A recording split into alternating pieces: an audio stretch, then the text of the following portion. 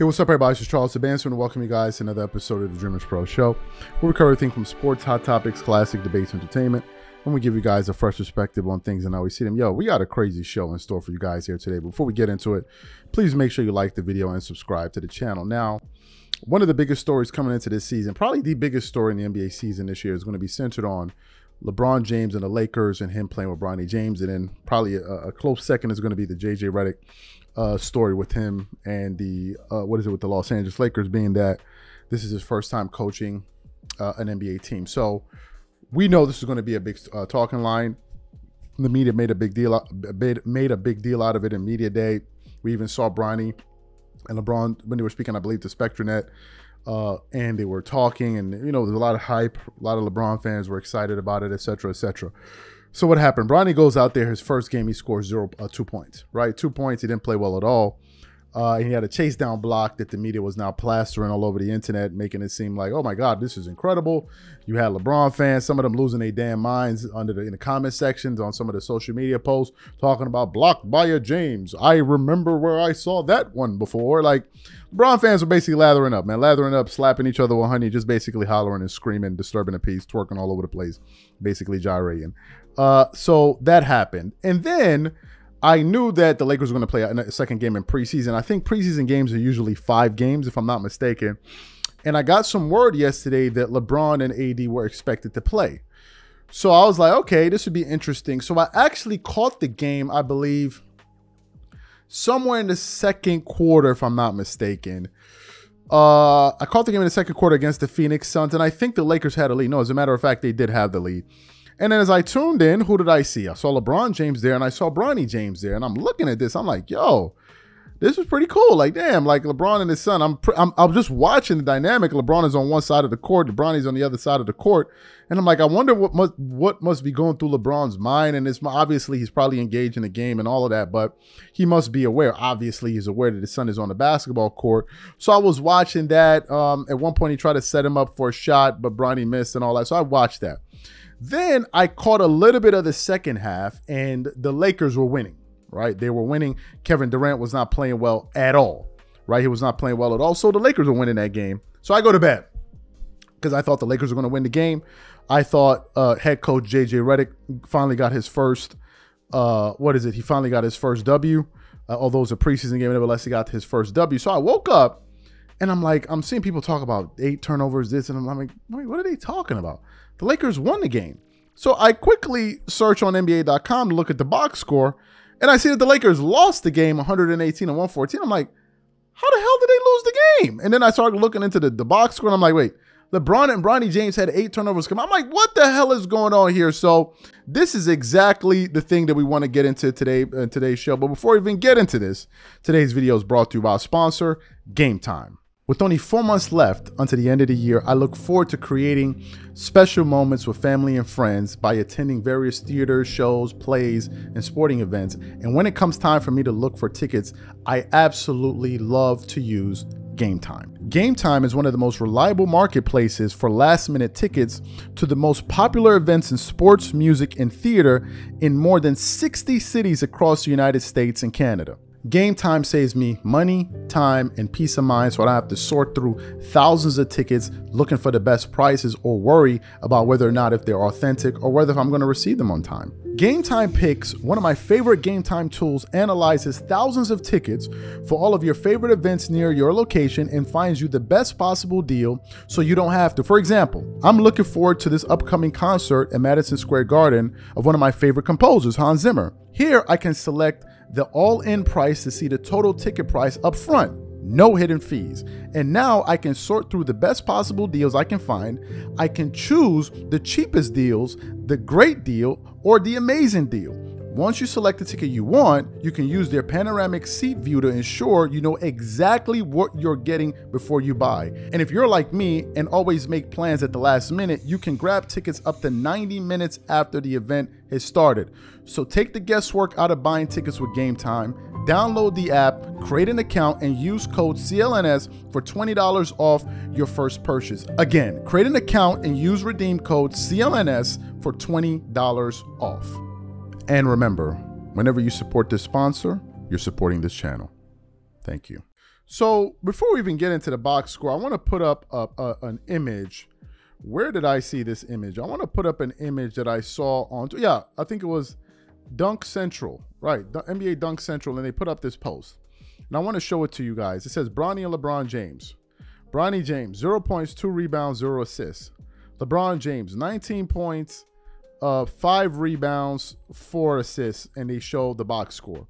And under that, LeBron fans were pretty much going crazy, talking about, oh my God, they love it, they love it. But other people are like, bro, this is terrible. So you saw the box score. Now I want to, what is it, the graphic that they put up. Now I want to actually go to the box score of this game. So looking at the box score, LeBron obviously is LeBron. So he scored 16 points on 66% shooting, 100% shooting from the floor, from the free throw line, getting you 5 rebounds, 4 assists, 2 blocks, but he did have 2 turnovers. But that's different. LeBron has the ball in his hand as a preseason, knocking off some rust and all of that.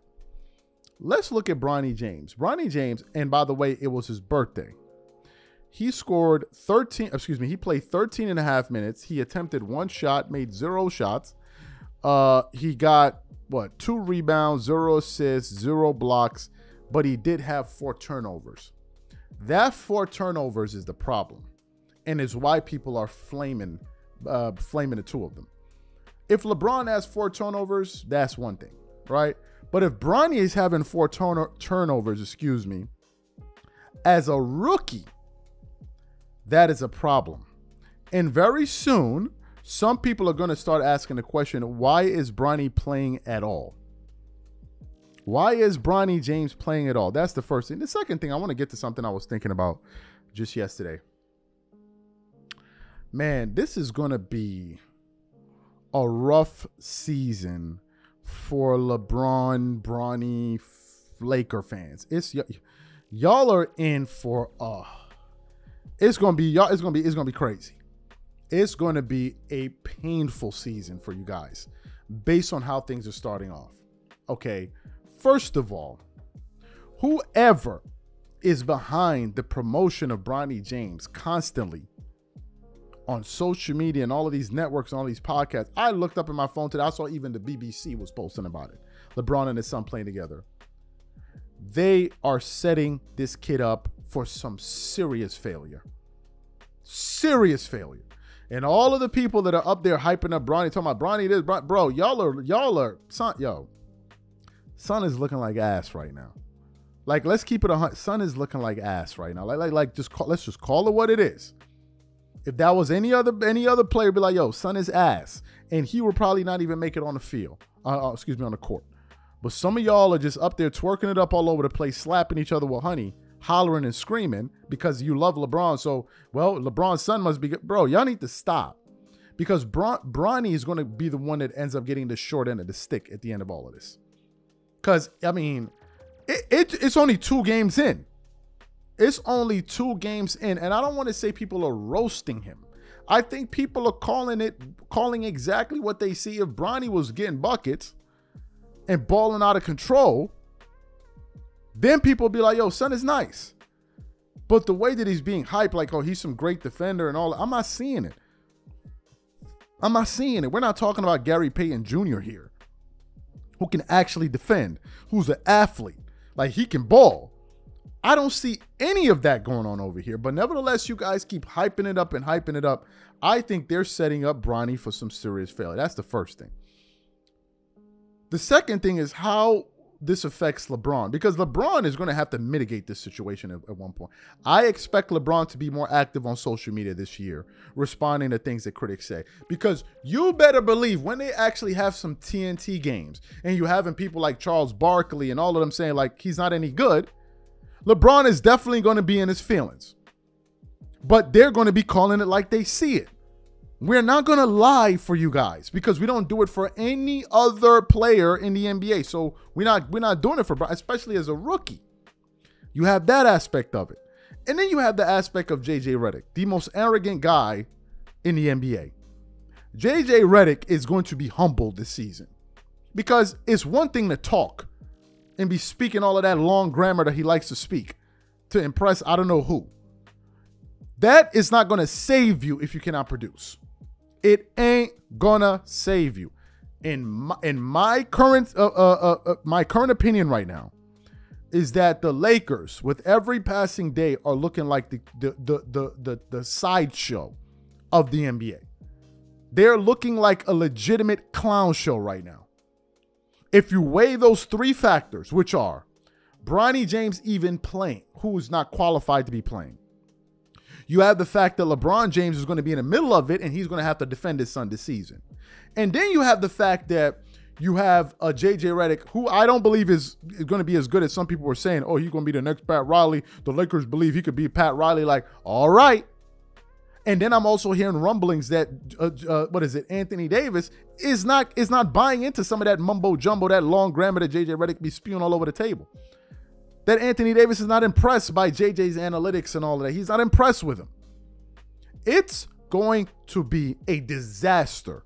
When I say a disaster if things don't turn around. And I think the Lakers are going to regret the decisions they made in the offseason if it continues like this. Because once the season starts and the national media starts really paying attention to this, and the people that have the courage to actually call what they're seeing, they start weighing in on it, it's going to be a mess. It's going to be a mess. I think what the Lakers need to do is send Bronny to the G League, so you remove him out of your equation so he's no longer a distraction and a talking point. You have him there. Then they need to focus on their season and really give J.J. Redick a chance to really coach this team. Because as it stands right now, it looks like a total clown show. Was it nice for LeBron and his son to have a moment? Yes, but that is like a momentary thing. You see it one time, you see it two times, we've seen it 100 times. Now it's like, okay, can we get to the basketball? And the news organizations that are promoting this, you guys are debasing yourselves. And y'all are losing a lot of credibility in the process of doing this. This is just my opinion. You guys are promoting sensationalism and nonsense. There is no substance here. Because it's not like as if Bronny is productive. He is not productive. So for you guys to be promoting him the way that you are, I think that reflects poorly on you as well. These are my thoughts. Whatever you guys think, please leave your thoughts and comments in the comment section. We catch you on the next show. Peace.